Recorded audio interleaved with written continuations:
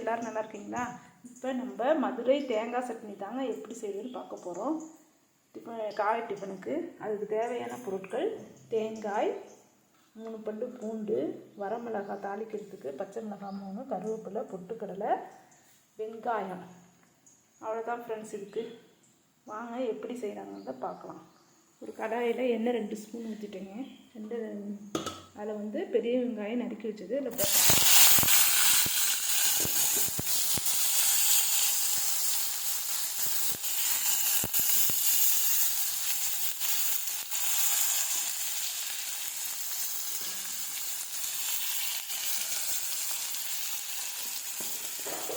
பெரிய வெங்காயத்தை சேர்த்தாச்சு.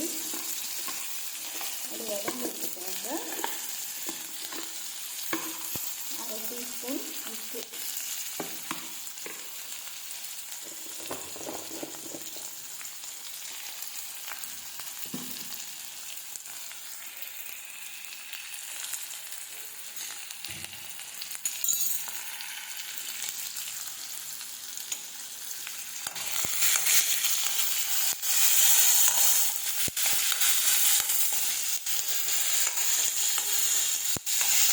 வெங்காயம் நல்லா வதங்கணும்னு அவசியம் இல்லைங்க. கண்ணாடி பதத்துக்கு வதக்கினா போதும் வெங்காயம்.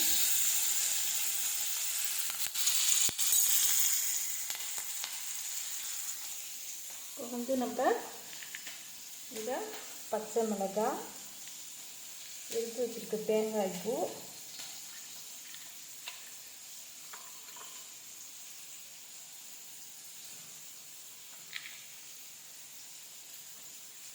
மூணு பல் பூண்டு,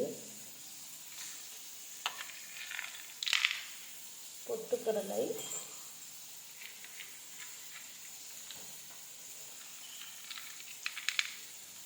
நீங்கள் அதிகமாக சட்னி உங்களுக்கு தேவைன்னா நீங்கள் இந்த பொருளை இன்னும் கொஞ்சம் கூட்டி சேர்த்துக்கலாம்.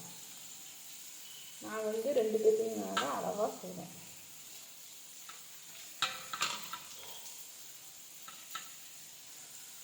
இது போட்டாச்சு. உப்பு நான் வெங்காயத்தில் போட்டிருக்கனால இதில் நான் உப்பு சேர்க்கலை. இப்போ பார்த்தீங்கன்னா வெங்காயம் நல்லா கண்ணாடி பதத்துக்கு வதங்கிடுச்சு.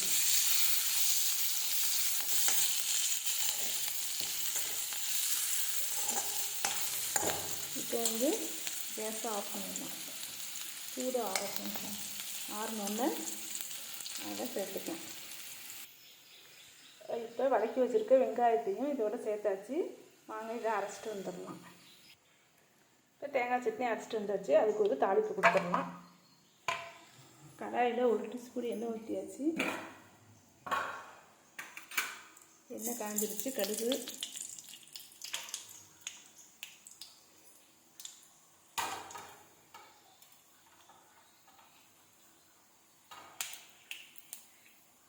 கடுகு, பொரிஞ்சிருச்சு. மிளகாய், கருவேப்பிலை,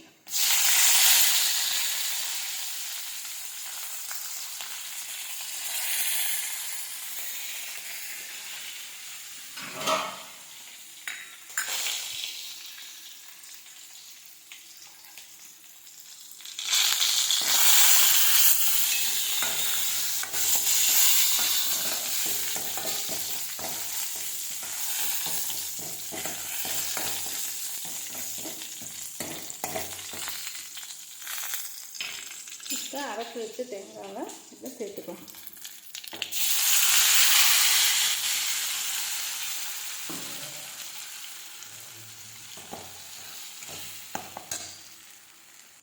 இப்போ சட்னி தாளிச்சாச்சு. இப்போ காலை இட்லிக்கு இப்போ சட்னி ரெடி பண்ணியாச்சு. இந்த மாதிரி டேஸ்ட்டாக இது மாதிரி மதுரை தண்ணி சட்னி செஞ்சு, தேங்காய் சட்னி செஞ்சு சாப்பிட்டிங்கன்னா மிகவும் டேஸ்ட்டாக இருக்கும்.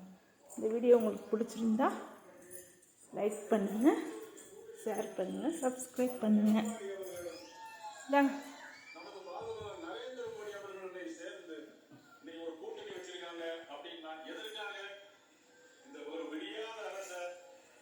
வாங்க.